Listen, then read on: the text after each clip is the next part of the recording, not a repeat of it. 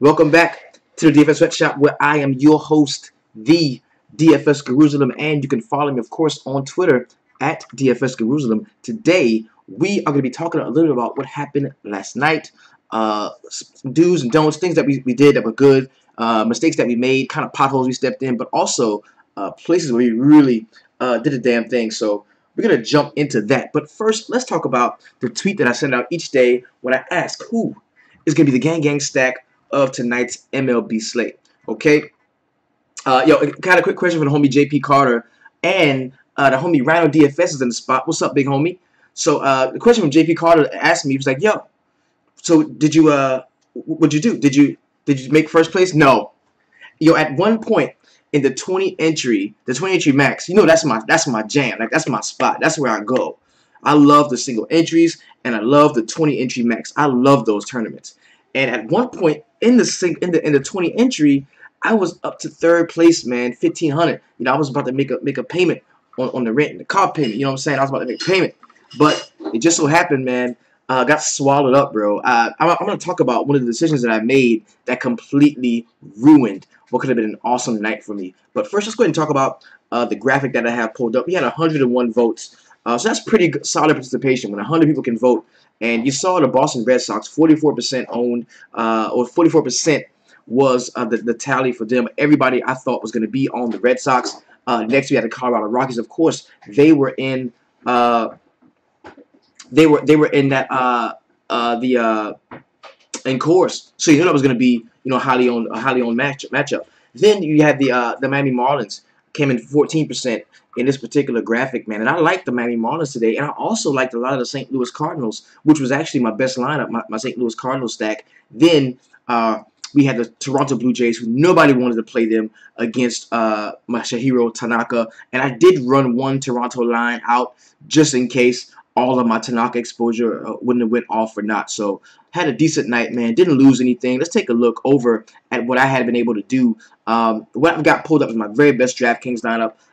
Entered my normal amount and was able to make a solid return on that. Didn't double up or go ham or anything. But look at Segura with the 0 killed me. And this is the play, the pitcher play that really ruined me. Because if you remember in the line drive, what I talked about, I said, yo, I'm just rolling out 3 pitchers. And people all around the industry were trying to take credit for the Tanaka play and the Nola play, but those were no-brainers. On a site like on a day like today, it was absolutely a no-brainer to play Tanaka and to play Nola. And I had those 2 guys in my pitching pool, certainly, and I had to have one more pitcher because I didn't just want to go Tanaka and Nola everywhere. I couldn't afford some of the bats that I want as I was doing that, so I knew I had to pay down for pitching at least in one spot. So what I did was I had 3 guys I was looking at. I was looking at Meyer. I was looking at what's my man? It was Meyer that was on my radar. It was Rodon, who was around a similar price point, 400 cheaper, and it was also the homie Mejia. Yeah. So I saw these lines, and I keep my third man out. It's always it's Mejia, it's Rodon, or it's Meyer.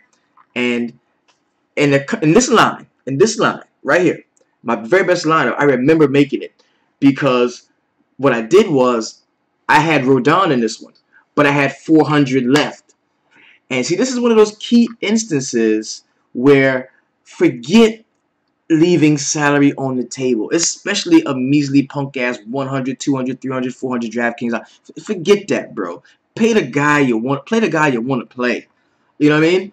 I got on off of Rodon in this, went up to Meyer because that zeroed me out. It was completely spending 50K, and that cost me.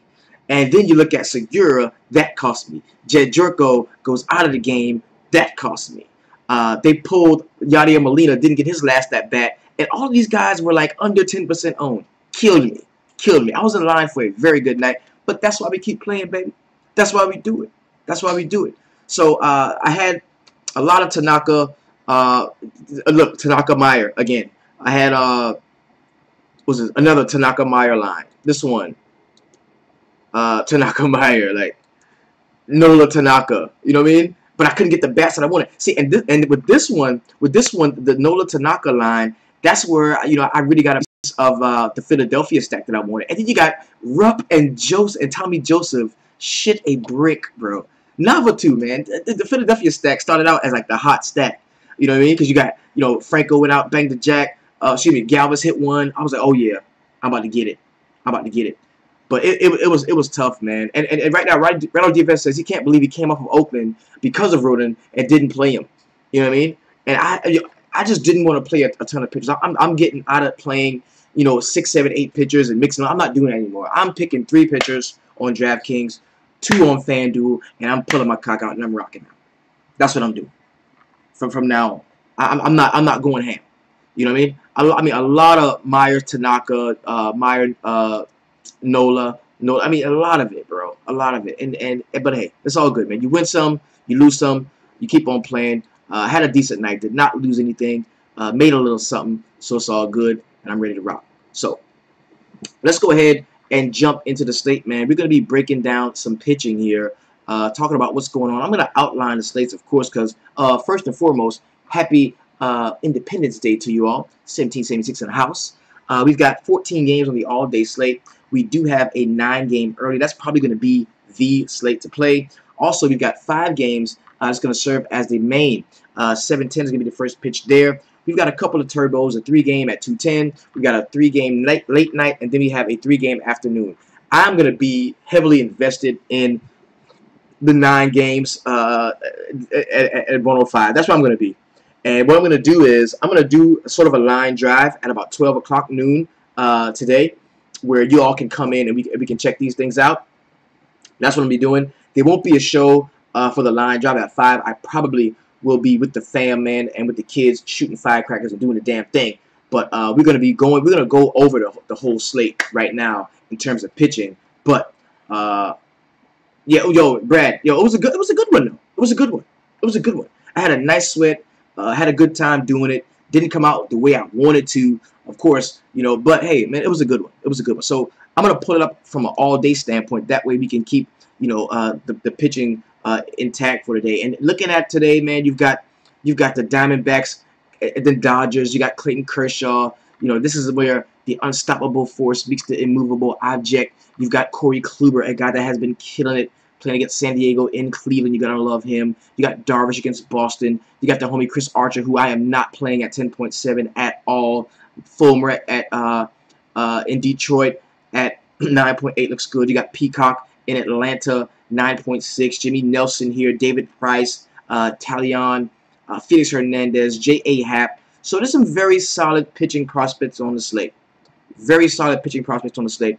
And we're going to jump right into that. We're going to be talking a little bit of park factors as well. Also, take a look at what the batters have been doing over the last 14 days. So, first game on the early slate is going to be the Toronto Blue Jays and my New York Yankees. CC Sabathia on the mound at 7.3 against J.A. Happ, 7.6. Couple of left-handers we got here. And right off the bat, man, J.A. Happ is a guy that has had some very solid starts recently.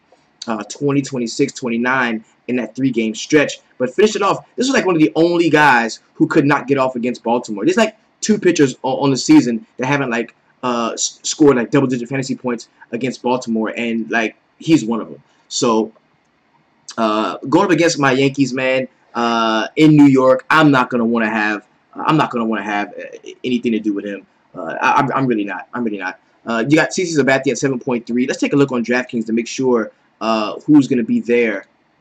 It has on DraftKings, it has Sabathia and Happ, but there is some word that Sabathia could be replaced by another pitcher. We need to check on that and be sure. We're going to get that information most assuredly in the line drive at 5. Happ is number 1 in your model right now. I can't do it.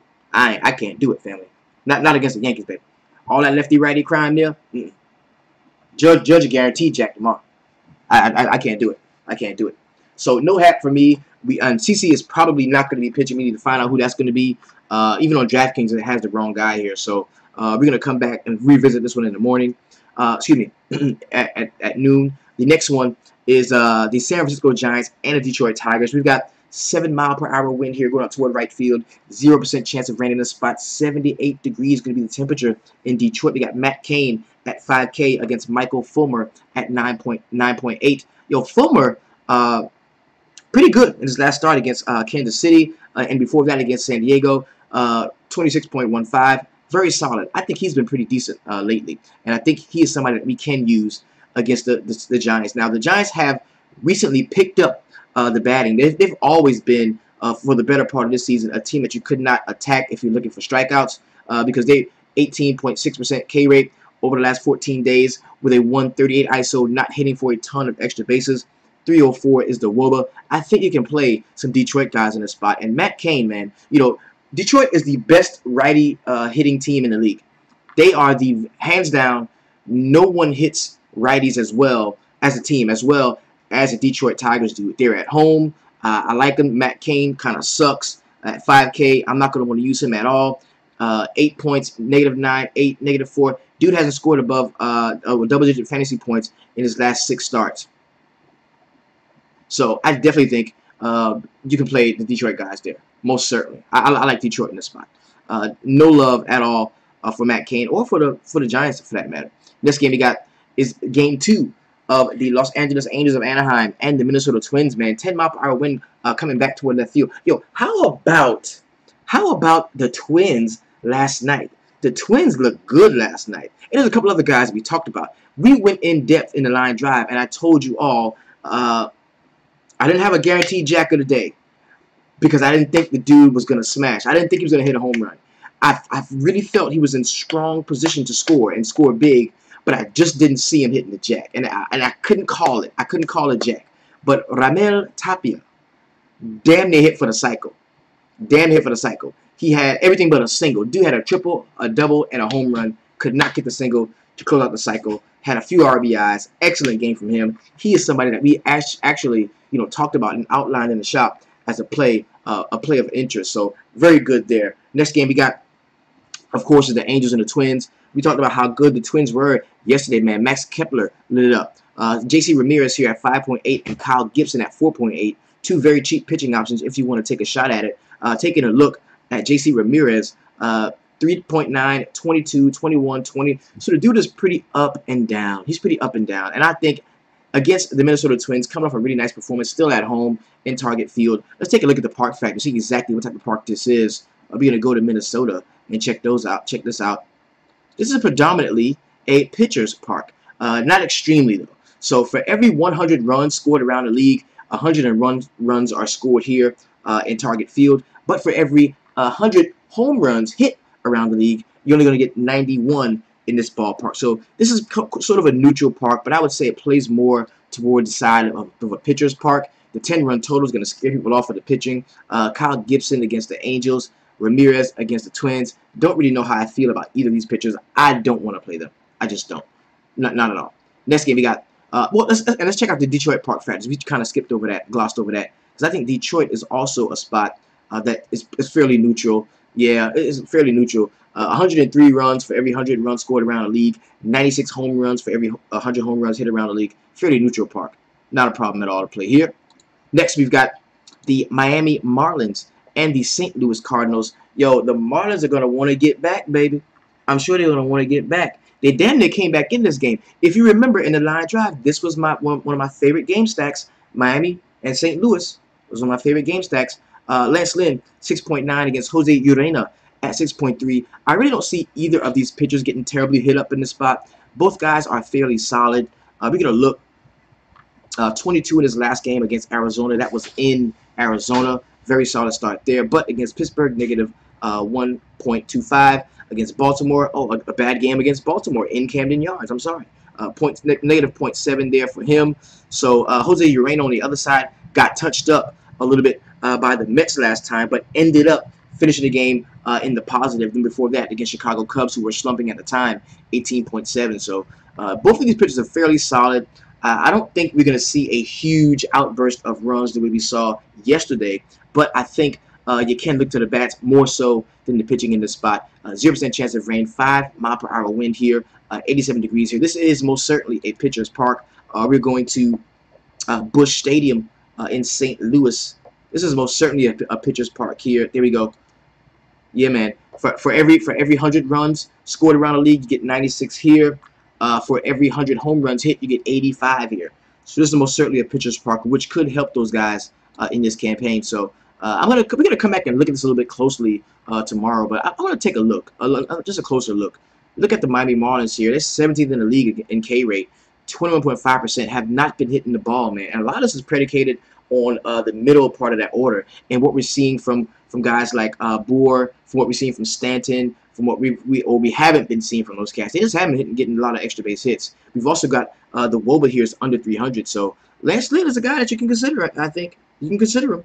Now we know that the St. Louis Cardinals are not a team that strikes out a ton. They're actually, where are they? Oh no, here over the last 14 days it's gone up. 24% K rate here. 172 ISO, but a 314 WOBA. I still wouldn't attack him with Urena, though. I wouldn't. I just wouldn't. This game, we got the Tampa Bay Rays and the Chicago Cubs. Yo, in these spots where I got Chris Archer here, I don't want to play him. I'm not a guy that likes to play Chris Archer. I'm also not a guy that likes to play lefties against the Rays. The Rays do struggle against left-handed pitching. And it's because, you know, the best parts of their order are actually some of the left-handers. You got, you know, Corey Dickerson, Logan Morrison, Brad Miller. Oh, I think if Kevin Kiermaier is back, that's going to be cool if he's back. But Archer in this spot against the Cubs, man, even though they've been struggling, they are piecing back together that lineup where you're going to see Schwarber is back, is going to be called up. You got Bryant, Rizzo, Happ, Zober. So I think now's the time where we can start to play some of those Chicago bats. Do I love them against Chris Archer? Probably not. But I think looking forward, we can definitely take a shot at here. Okay? Yeah, let's go and double check the pitching, man, just to make sure these are the guys that we do have. Ramirez Gibson, of course, from that game. You've got Lance Lynn, Urena. Where the Cubs at?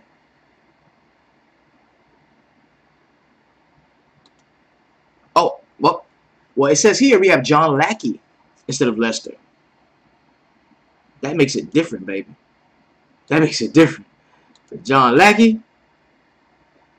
a dude we can attack. Yeah, we can attack John Lackey. Give me some Tampa. Give me some Tampa. Yeah, this is just John Lester on RotoQL. Shout out to RotoQL, man. Very solid site. I like to use it a lot. Yo, yeah, we can play some Tampa. Give me all the Tampa lefties in this spot. I don't love Chris Archer that much. I think, yeah, we could definitely play it. Yeah. Lackey? Shit, he lack his control. He lack his command. He gonna lack you to win, probably. Player News says he got pushed back to Wednesday. Coming from Kevin Lockhart. Shout out to the homie, man. Good save. Yeah, definitely. Yeah, Tampa Bay. I like Tampa. I like Tampa. In the line drive. Definitely. I like Tampa. Next game we got is gonna be Chicago White Sox. And of course the Oakland Athletics. You got James Shields, Daniel Gossett. Gossett at 5.4. A lot of people wanted to play him last time out, and he didn't really do it, man. Negative 1.5, but in the game the last time against the White Sox in Chicago, he put up 23.9. So that's going to give me a reason to take a look at him in this spot. Maybe he can be good to play. Edmund Neves, our resident White Sox enthusiast, chime in if you like. Let us know how you feel. I will not play James Shields at all. I think tomorrow is an Oakland day. I'm going to have a fair amount of those cats. I like the fact that we're going to get some power lefties here against James Shields in the spot. I'm going to be playing them. I think Gossett's a guy that we can look to at home as well. And were those splits home-away splits? Okay, yeah, home. Okay, he only had one start at home against Houston and put up 19.4. So I think I can give him another shot at home. I can do that. He's a guy that I'm going to like. I think a guy that I can add to my list. Okay? Of course, we got 7-mile-per-hour wind here, 0% chance of rain, 68 degrees the temperature. Let's go ahead and check out the park factors for the O, see exactly where it has us here. I think it's going to be a neutral park, I think.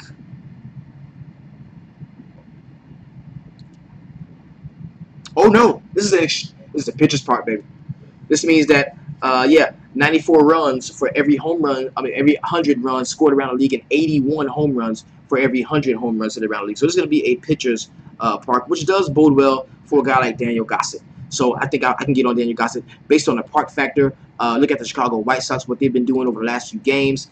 While they are not a team that strikes out a ton, they are 12th in the league, 23.0% strikeout rate, 174 ISO, which is slightly above league average, and a 317 WOBA. So I definitely think that Gossett is going to be a guy that is going to be a play for us. Next game we got is the Pittsburgh Pirates and the Philadelphia Phillies. Mark Leiter Jr. was the darling last time against Arizona in Arizona. He was a darling, and he went back to him against Seattle in Seattle, and he got knocked around a little bit.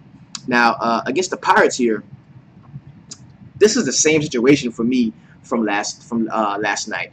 A situation where I think you could take your pick of either pitcher in the spot, and I kind of like Talion to begin with, just because he's been more of a solid pitching option. Looking over his last 5 starts, 20, 19, 5, 21, 5.25. That 5-point game was against Cincinnati in Cincinnati. The other 5-point game was against Chicago Cubs at home. But he's pretty decent, and I think he's a place that we can get to. Now, Mark Leiter is going to be considerably cheaper, and at 5.6, I think what he did last time out is going to take folks off of him, and we have a chance kind of to have him again for at low ownership and for the cheap. So Mark Leiter is a guy that I am going to have some interest in. We're going to be looking at that closely tomorrow when we jump into the line drive. That's definitely going to be a point of emphasis for me. Okay. Next game we got is going to be the Baltimore Orioles and the Milwaukee Brewers. I don't know how many of you got cute yesterday and played Wade Miley. He got his ass handed to him very quickly in that game. It was a lefty-righty matchup galore. It was bad. It was bad for him. And Ubaldo Jimenez went out last time and pitched a gem. He pitched like he was about to lose his job and scored 36.2 DraftKings points. Negative 17 before that, 16, negative 3, 4. So if this is right, every other game he stinks. And for that reasoning, I'm going to be playing not only Jimmy Nelson here, even though this is a extreme hitters park here, Miller Park. I'm going to be playing some Jimmy Nelson, but I'm also going to be playing some of those left-handed power bats from the Baltimore Orioles. So 9.5 run total. I think this can be a game. See, Jimmy Nelson is kind of going to be the pivot pitcher on the slate. Nelson is a guy that if you're not playing Jimmy Nelson, you're saying that you don't think he's going to get that 25 to 35 DraftKings points. That 25 to 30 DraftKings points. He's not going to get it if you don't play Jimmy Nelson. And if you don't think he's going to get that 20 to 30 DraftKings points, then that means you like some of the Baltimore bats. So it makes no sense in a hitter's park for you to have a lineup devoid of Jimmy Nelson and of the Baltimore bats. Have one or the other, because Baltimore's going to hit them and they're going to surprise everybody, or Jimmy Nelson's going to mow those cats down, because this is a team that strikes out a ton. As we know, Jimmy Nelson is a pitcher that can throw strikes. 10th in the league in K rate, 23.6% here, 142 ISO, very low recently for the Orioles. Also, you've got a 288 WOBA. I heard the manager told him he's got to get it done or he's gone. Lafayette Payne said the manager said they told Ubaldo either he gets it done or he's gone. So he went out and threw a gem. So hopefully they got the fire on his ass again, and you may be able to play him at 6.2. I'm not going to do it though. And the last game on the slate, the early, is going to be the Kansas City Royals and the Seattle Mariners. We got Jason Vargas at 9K, Felix Hernandez 8.2. We saw Nelly Cruz take that day off, but still end up pinch hitting. I think he should be good to go and be in the lineup. Gene Segura owes me money. I like this righty-lefty matchup for him. Vargas is a very solid pitching prospect, man. The dude is priced up to 9K at this point.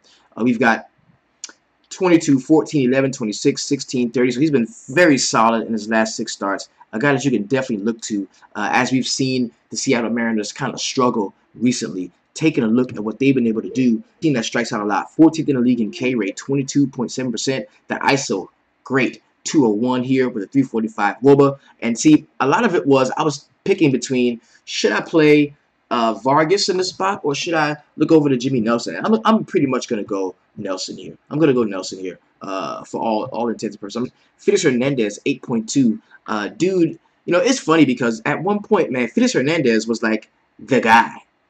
He was like the dude, you know what I mean?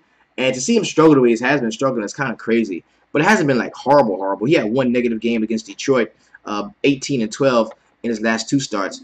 But make no bones about it, man. This Royals team is not a team to play with. They're really not, bro. They've got power from all fields, man. And I just don't want to play Felix Hernandez at 8.2 against this lineup. I mean, because these guys can mash Kansas City. They're not a joke anymore. And we need to take Kansas City a lot more serious, okay? So, not loving the pitching on either side here. For this early slate, I'm going to go ahead and go to the pitchers that I do like. You're going to see him here. Jimmy Nelson here. No Archer for me. Okay, yeah. I got Fulmer, Jimmy Nelson, Talion, Mark Ladder Jr., and Daniel Gossett. Those are the guys I like. Those are the guys I like for the 1 o'clock DraftKings 9-game slate. Now, let's go ahead and take a look at the 5 games for later on that night. This is where your heavy hitters are going to come in. This is where you like your big boy pitching. First game we got is going to be the San Diego Padres and the Cleveland Indians. Corey Kluber is going to be on the mound for the Indians. And when Kluber's in the house, oh my God, danger! Yo, dude is a beast, man. Yeah, there's no Lester. We don't have Lester. We have Lack. We're going to attack Lackey with some Tampa Bay bats. All right, 11 miles per hour wind in progressive field coming back toward the infield. Trevor Cahill, 7.1. I don't want to play him. Corey Kluber, 12.6. Yes, give me some of that Corey Kluber. Dude is a beast, certified monster. We're going to take a look at his last couple of starts. 41, 39, 49, 28. Killing it. A guy we can most assuredly use, and a guy that's probably going to be the highest owned pitcher on the slate. Love him. I've got no issue there with Corey Kluber. No Trevor Cahill. The next game we got is the Houston Astros and the Atlanta Braves. Yo, I want to look back because I want to check out the park factors in Cleveland so we get a good idea of exactly what type of park we're going to be in. Okay, progressive field. Okay, there it is. Neutral park, 99 runs for every 100 runs around the league, 101 home runs for every 100 home runs hit around the league. So neutral park, Kluber's good to go, man. Lock and low, you can play him, no doubt, you can play him. Next game we got is going to be the Houston Astros and the Atlanta Braves. We finally got the Braves back at home, and did we get the homie back yet? No, we don't get him back yet. Man, I can't wait to see Freddie Freeman's name back on this list, boy. Good Lord, we need Freddie Freeman back. So we got Brad Peacock, 9.6, Sean Newcomb, 6.7. Yo, we've been able to attack the Braves. They've been on a pretty long road swing. They haven't been hitting very well.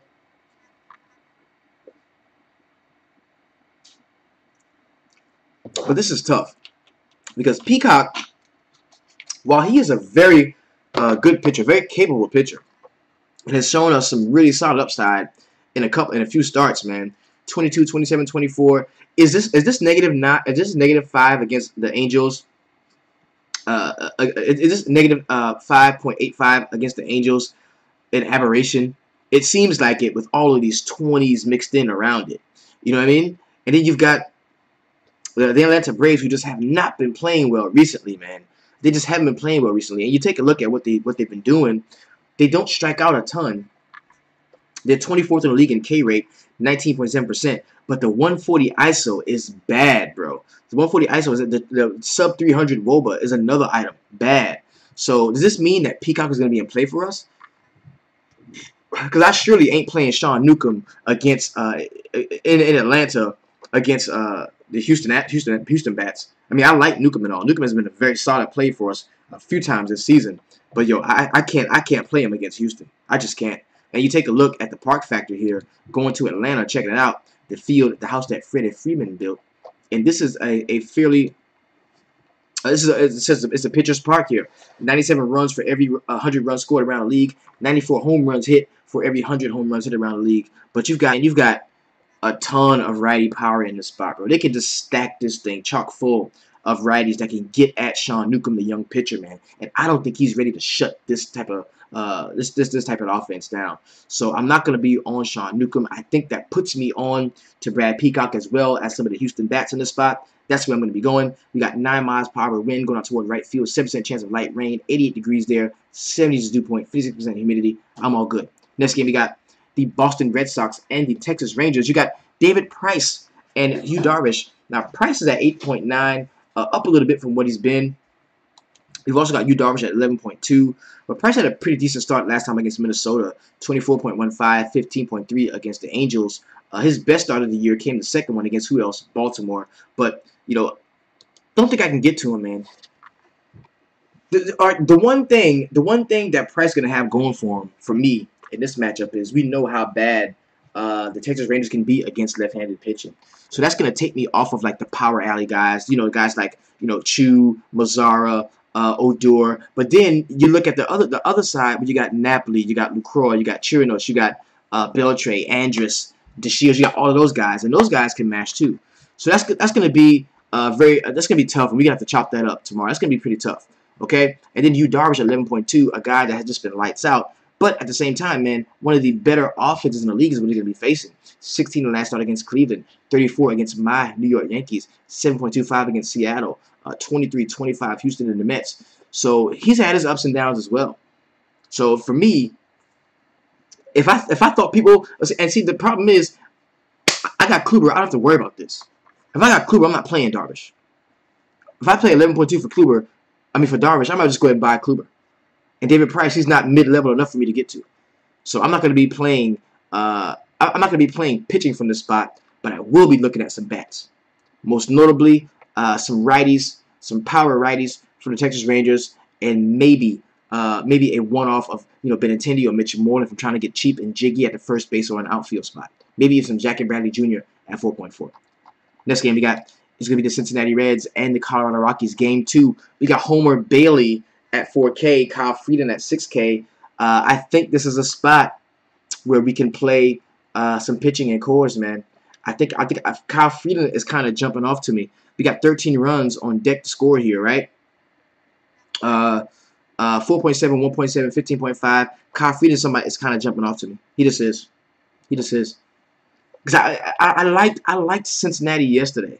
I did like Cincinnati yesterday, but I just don't love. Because see, if I play Cincinnati against Kyle Freeland, that means, I don't, Votto, I'm not going to pay 5.6 for Votto at first base. I'm not going to do that. I don't want to pay 5.6 for Votto on a 5-game slate. I don't have to do that. I'm trying to buy Kluber. I can't afford Kluber and these guys. You see what I'm saying?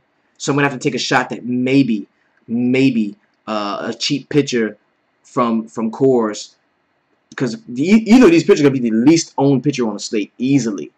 Nobody's going to want to play either one of these pitchers. And I think Kyle Freeland can really surprise the set, and I can go there. So I'm gonna put him in my early pitching pool. I'm going to like him.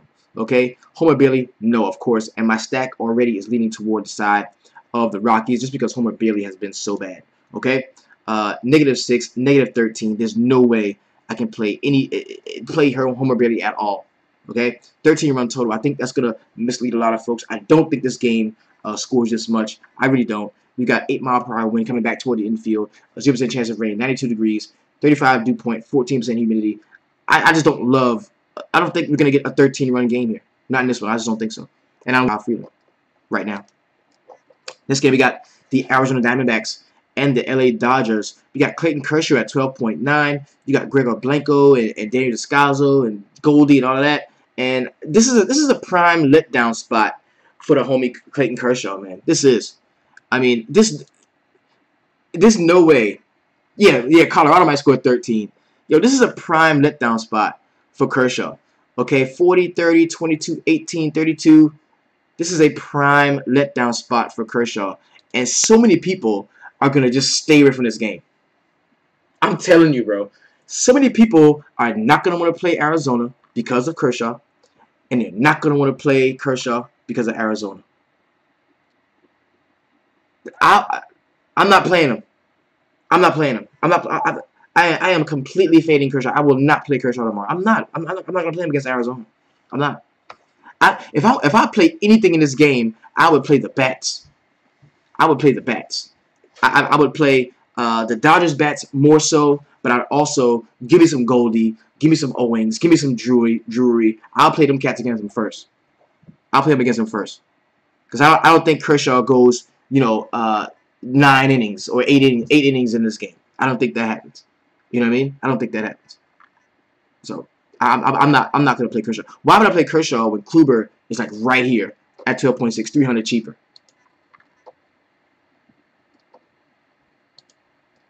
And see, the Arizona on the road thing is not really a thing, man. It's not really a thing, bro.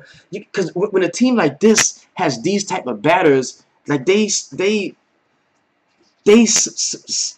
the last time I won big I stacked Arizona on the road, and nobody else wanted to do it. Nobody else wanted to do it.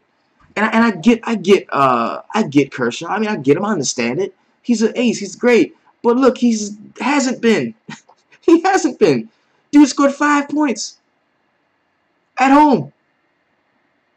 Like, this is, I'm not paying that much money for that. You know what I mean? 40, 30, 22, 18. Like, I'm not paying that for that. I'm not. Especially when there's another guy on the slate that I think could actually get me there in a better spot, in a better matchup. Which hopefully name recognition pushes all the ownership over there toward Kershaw.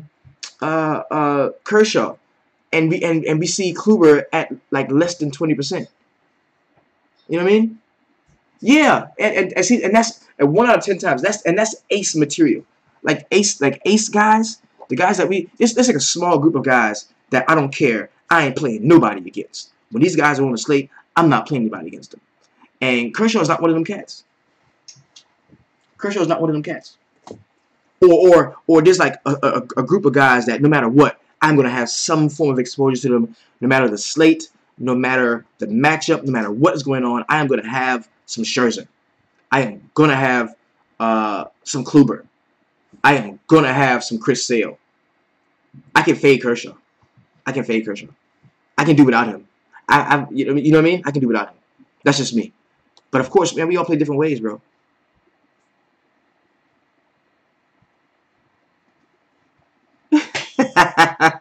No. Hey, Jeremy Ladd, okay, no. Don't follow me. I'll lead you in the bushes. Nah, but for real though, I mean, and really for me, this is going to be slate specific, okay? The Kershaw Kluber thing, it's slate specific, okay? What I'm having to do is I'm having to choose between if I'm going to play Kershaw or if I'm going to play Kluber. Let's just break it down. This is what the slate actually comes down to. The 5-game slate, the night slate comes down to who are you going to play? Are you going to play Kershaw or are you going to play Kluber? If you fade them both, you're probably going to lose. Okay? And in my opinion, Kluber has the better matchup. Kluber has the better matchup. San Diego have been horrible. Look at this team. They are actually 3rd in the league in K rate, 27.6%, 138 ISO, 296 WOBA. All right? I'm willing to go 100% in on Kluber. But then you look at let's look at the Diamondbacks. 13th in the league, 23% K rate, 182 ISO, 333 WOBA. You know what I mean? Of course, Kershaw is theoretically a better pitching prospect than Kluber, but in my opinion, man, I would just go safe. I would just go safe. That's how I'm rolling. But that's why this is the shop, because guess what? I don't know it all. These cats in here, they do just as well as me. I don't know it all.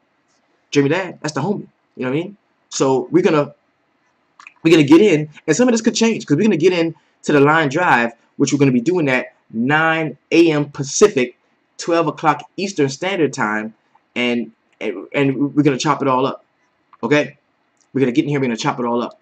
We're gonna build some lines. So that last game there is gonna be Patrick Corbin, Clayton Kershaw. No way I'm playing Corbin. I think that the Dodgers against lefties thing is not real. I don't think it's real. I think we got some Dodger bats that can hit anybody. And, of course, I'm going to be looking and cherry-picking certain matchups. But you got cats like Justin Turner, Austin Barnes, who has been nuts lately, Logan Forsythe, who was brought over just to hit left-handed bats. So, Arizona, San Diego, going Kluber matchup is why. And that's it. And that's what it comes down to. So, meet us here, man, at 12 p.m. Eastern Time, man. We will be breaking down everything, jumping into the line drive. If you want to get with us, man, it's www.dfssweatshop.com. Give me the Dodgers bats in that spot. Yes, we agree on that. We agree on that. So go ahead, hit us up, man, and have a safe and wonderful 4th of July, man. Yo, all right. I'm a Giants fan, all right? There's a friend of mine, a friend of the Giants, okay? 4th of July, a couple years ago, man, out shooting fireworks with the kids, man. The dude blew his hand off, okay? So be careful. Be careful. Shout out to the homie JPP. Be careful with your fireworks, okay? Be careful with your fireworks around your children. Do not go completely ham. We almost burned down my mother-in-law's house last year. You, my son, no, that was you. That was you. That was you. No, that was you being scared. Oh, The rocket in the thing, right? So I tell him go over there. I put the rocket in the street. I said go ahead and light the rocket, right? So he put the rocket. It's like a bottle. He put the rocket in the bottle, big rocket, right? Put it in the bottle, light it. He runs off so scared. Hey, don't jump on my camera. Don't jump on my camera. He don't jump on my camera. So he lights the rocket. No, you did that. He lights the rocket, right? And he's so scary, running away, and the wind from how fast he ran away knocks the rocket over. And now the rocket is lit and pointing toward the house. Almost destroys my mother. And I just got the people to like me. And you go, oh, I bet you go and burn the people's house down. It was bad. Yeah, I did that. Everybody it was bad. It was bad. It was bad. That was you, my only son. That's all right though. Still love you, man. My dude. So if you are playing on FanDuel, man, keep it 250. On DraftKings, keep it 200. You in the sweatshop, so you already keep it at 300. Peace. We out.